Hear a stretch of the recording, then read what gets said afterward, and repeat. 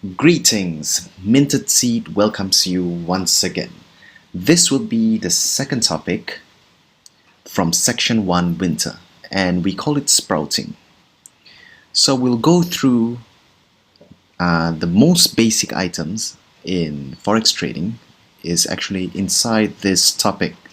But as an experienced trader, I'm pretty sure most of you actually already know this.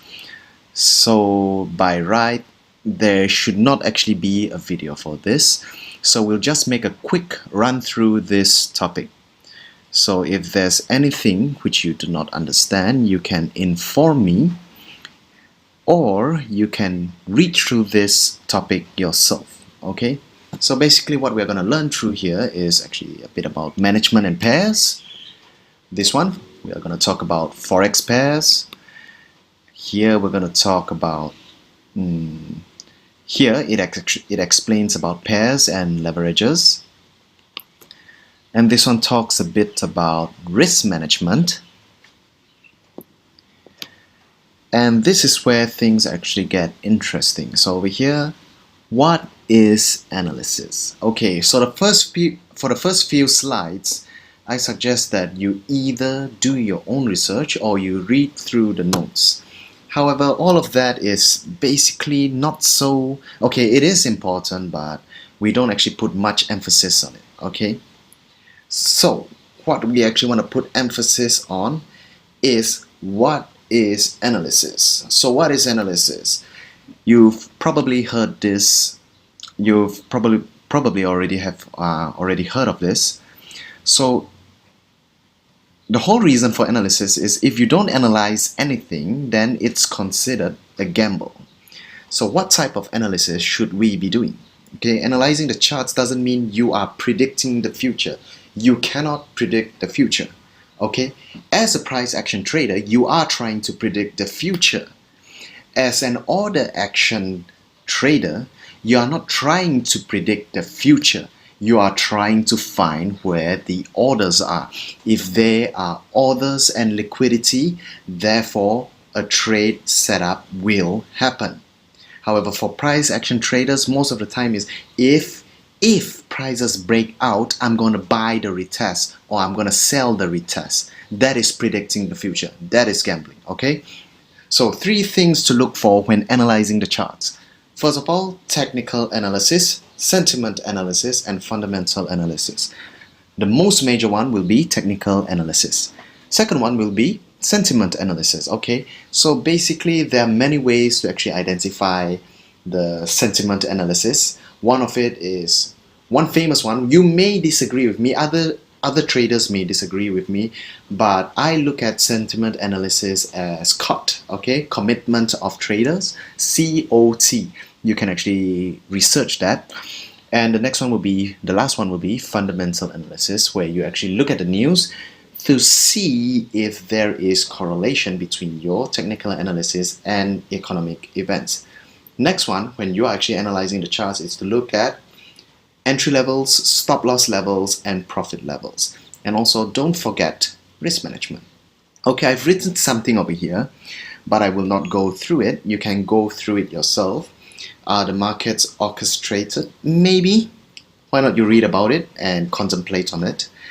Well, if you look to that box right there, this is truly the only tool you need in trading. Okay, I've seen people drawing trend lines, triangles, circles, harmonic patterns, then there are moving averages, and there are some weird candlesticks known as, I don't know how to say it, is it Heikan-ashi, Renko candlesticks. Then they have these moving averages that looks like rainbows. Then they have this Ichimoku indicator, which just mess up the chart, when truly the only tool you actually require in trading is the rectangle tool. Okay? And the next thing I want to talk about is psychology. Okay? So throughout this series, we'll also be talking a bit about psychology. So psychology BS. What is BS? It is bull, right? Okay, we actually don't believe. Okay, of course, trading involves psychology, but we don't put a lot of emphasis on it. if anything goes wrong, you can't just blame risk management, okay? This is what always happens. When a price action traders trade goes wrong, he will blame psychology. He will say something like, oh, the reason why I lost this trade is because I had weak psychology. I couldn't tank the trade. I couldn't bear to see my losses. So I closed it early and then prices turned in the right direction. Okay, this is actually bad advice. Seriously, we have seen people say this so many times. So, if you believe that you have to have strong psychology when you are in a drawdown, that is like saying that is crazy talk. You're like telling yourself, oh, I just got into a car accident, and because I have strong psychology, I don't feel bad about my car being wrecked. Okay, I mean, of course that's a bad analogy, but you get the picture, okay? So you can read a bit more about this yourself, and you also can read about the great delusion of trading. You can also read this on the website, and a bit about the way we think, okay? Of course, everyone wants to escape the 9 to 5 job, but be realistic. In Mintedseed, we don't give you hopes and dreams. We want you to be realistic.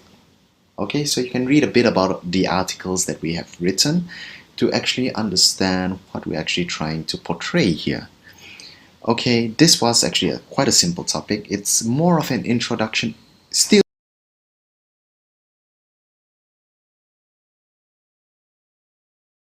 this one, and we'll see you in the next one.